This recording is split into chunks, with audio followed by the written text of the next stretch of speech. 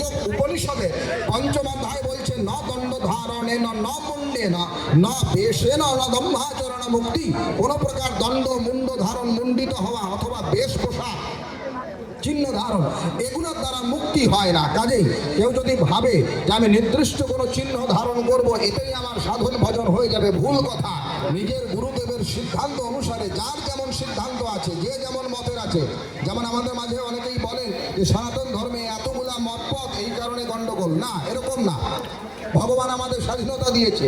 যার রামরূপ ভালো লাগে সে রামরূপের ভজনা করে, যার কৃষ্ণরূপ ভালো লাগে সে কৃষ্ণরূপের ভজনা করে, যার দুর্গারূপ ভালো লাগে দুর্গারূপের ভজনা করে। যে যে ভগবানের রূপে আরাধনা করতে চায় করতে পারে, তবে হিংসা ছাড়তে হবে।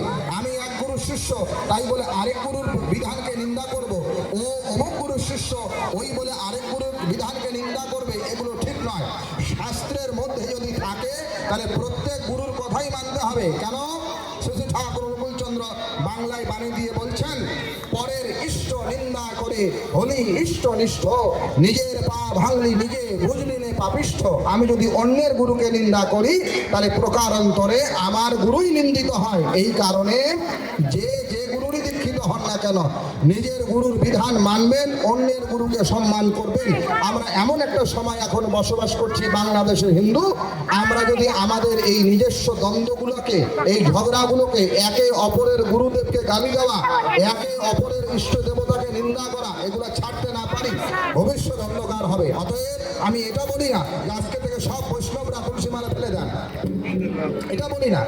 আমি এটা বলছি না আজকে থেকে সব কালী ভক্ত রুদ্রাক্ষের মালা ফেলে দেন, ওটা না। যে যেমন গুরুদেবের আদেশ পেয়েছেন, যার যেমন সাধনার গুরুদেবের নির্দেশ আছে সেইভাবে করবেন। কিন্তু অন্যের মত, অন্যের পথ, অন্যের গুরু, অন্যের আদর্শকে সম্মান জানাবেন। নিজের প্রতি, নিজের মতের প্রতি আস্থা এবং অন্যের মতের প্রতি সম্মান, এইটাই হলো আমাদের মূল মন্ত্র। আমি বক্তব্য শেষ করব সনাতন ধর্ম সম্বন্ধে কিছু কথা বলে, কেননা সনাতন ধর্মের প্রচার হেতুই এই সনাতন ধর্ম প্রচার সংস্থা এই আয়োজনটা করেছে, অনুষ্ঠানটা করেছে। একটা কথা মনে রাখবেন, আমাদের ধর্ম সনাতন ধর্ম। সনাতন শব্দের অর্থই হলো চিরন্তন, যা ছিল, যা আছে, যা থাকবে। এই যে ধর্মকে সনাতন ধর্ম বলে, এটা বেদে বলা আছে। ঋগ্বেদের ৩য় মণ্ডলের ৩য় সূক্তের প্রথম মন্ত্রই বলছে ধর্মানি সনাতা না দুদুষৎ। ওখানে সায়ন ভাষ্যে সনাতা সনাতনানি, সনাতন ধর্মের কথা বলা আছে। আর মহাভারতের রামায়ণে বহু জায়গায় এসো ধর্ম সনাতনা, সনাতন ধর্মের পরিষ্কার উল্লেখ দেওয়া আছে। এই ধর্মের বিশেষত্ব কি না? সনাতন ধর্মের বিশেষত্ব হলো সনাতন ধর্ম কোনো মানুষের বানানো ধর্ম নয়, সাক্ষাৎ ভগবান কর্তৃক সৃজিত বা উৎপত্তিকৃত ধর্মই হলো সনাতন ধর্ম। প্রমাণ কোথায়?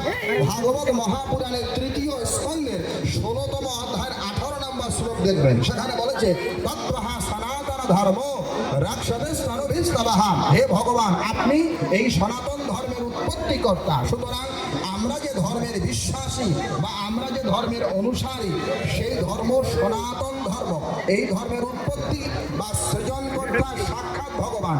এর প্রমাণ ভাগবতের ৬ষ্ঠ স্কন্ধের ৩য় অধ্যায় ১৯ নম্বর শ্লোকেও বলা আছে ধর্ম তো সাক্ষাৎ ভগবান প্রণীতম, সাক্ষাৎ ভগবান করেছেন। এর প্রমাণ শ্রীমদ্ ভগবত গীতা ১১তম অধ্যায়ের ১৮ নম্বর শ্লোকেও অর্জুন বলছেন তমাক্ষরাং পরম বেদিতব্যম তমস্য বিশ্বস্য পরম নিধানম তমব্যায় শাশ্বত ধর্মগুপ্তা সনাতনস্তম পুরুষমাতমে। আমি অনুরোধ জানাবো, এখানে যারা অভিভাবক আছেন, ছেলে মেয়েদেরকে ধর্মের শিক্ষা দেবেন, ধর্মীয় শিক্ষা দেবেন, জাগতিক শিক্ষার পাশাপাশি ধর্ম শিক্ষা দেবেন। আর মনে রাখবেন, আমাদের সনাতন ধর্ম এত মহান, এত বিশাল, এই মনের মধ্যে হীনমন্যতা রাখবেন না। তথাকথিত পাশ্চাত্য জগতের ম্লেচ্ছ যারা আছে, অথবা বর্তমান সময়ে আমাদের আশেপাশের যারা বিপদগামী বিধর্মী ম্লেচ্ছ, এরা মাঝে মাঝে আমাদের সনাতন ধর্মকে উপহাস করে। কিন্তু এরা জানে না যে সনাতন ধর্মের পবিত্র ধর্মগ্রন্থ শ্রীমদ্ ভগবত গীতা সম্বন্ধে কেবল আমরা হিন্দুরা নই। হিন্দু কাকে বলে? ভালো করে শোনেন। ওই যে বললাম সনাতন ধর্ম বলে, সনাতন মানে চিরন্তন, এই ধর্মকে সনাতন বলে। আবার আমাদের ধর্মকে আর্য ধর্ম বলে। আর্য কাকে বলে? বঙ্গীয় শব্দকোষের প্রথম খণ্ড খুললে দেখতে পারবেন, ওখানে বলছে কর্তব্যম আচরণ অকর্তব্যম অনাচরণ আতিষ্ঠন্তি প্রকৃতাচারে সবাই আর্য ইতি স্মৃতঃ। আর্য ধর্ম কেন বলা হয়? আর্য আমরা সর্বদা কর্তব্য পরায়ণ জাতি, হিন্দু জাতি, আর্য জাতি, কর্তব্য পরায়ণ জাতি। এই জন্য তাদেরকে আর্য বলে। আর্য মানে শ্রেষ্ঠ, সভ্য, কুলীন, বিদ্বান। আর হিন্দু বলে কেন? মেরুতন্ত্র শব্দকল্পদ্রন্ধিত। মেরুতন্ত্রের 23 প্রকাশের বচন দেওয়া আছে। হিনঞ্চ দুষেত্রিয় বা হিন্দু ঋতুচ্যতে প্রিয়ে। আমাদেরকে হিন্দু বলে কেন? বলে হিনঞ্চ দুষেত্রিয় নারায়ণ।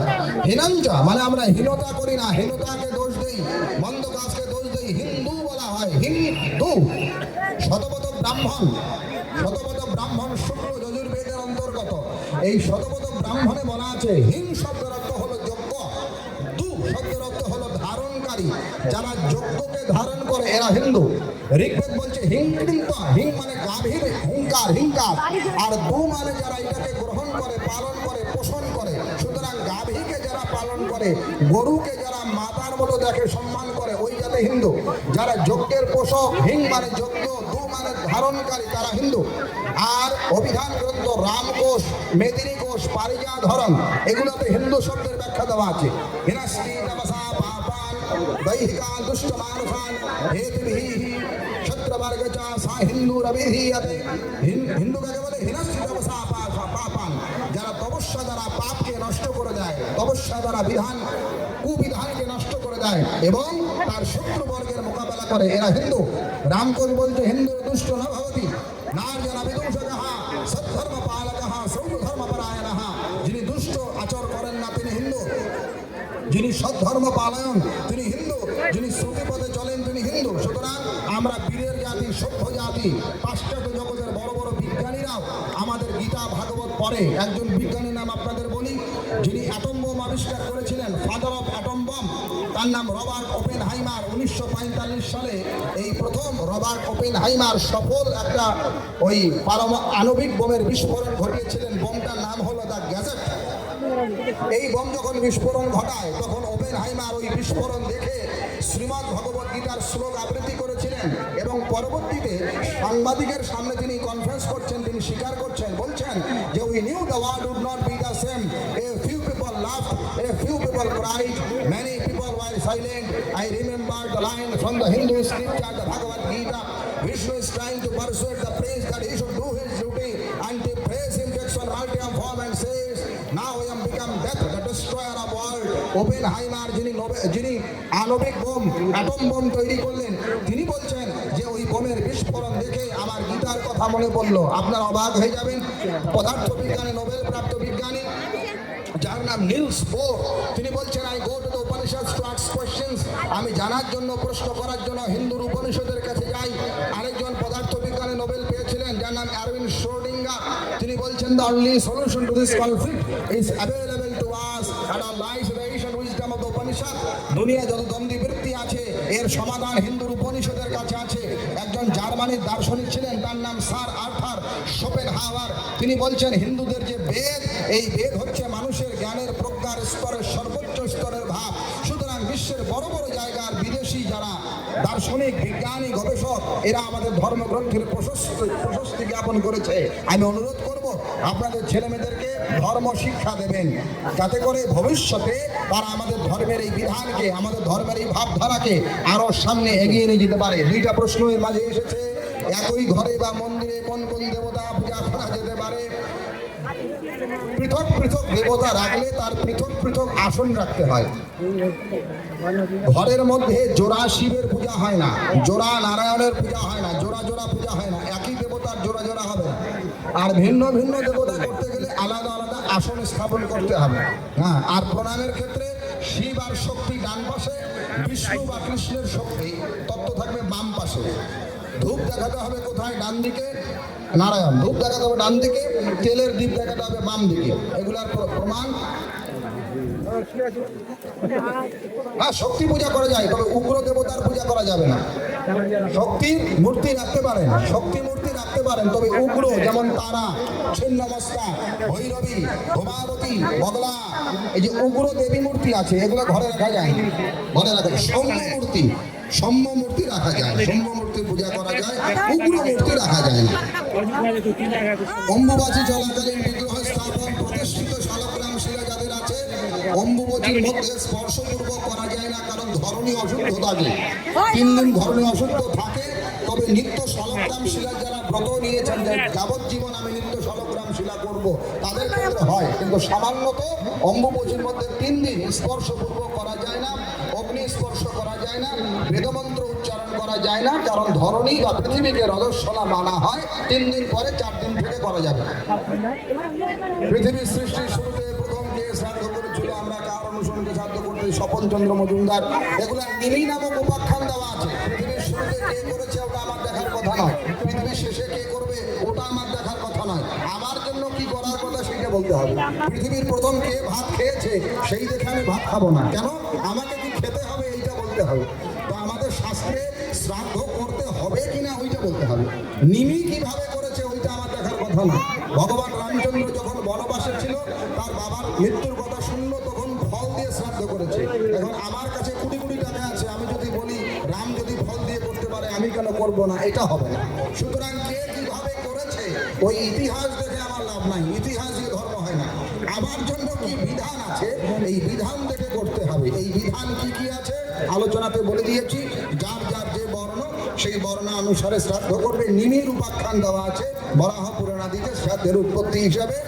আর শতপথ ব্রাহ্মণে পিণ্ডি পিতৃযজ্ঞ এই হিসাবে শ্রাদ্ধের বর্ণনা দেওয়া আছে। এই মোটামুটি প্রশ্ন ছিল।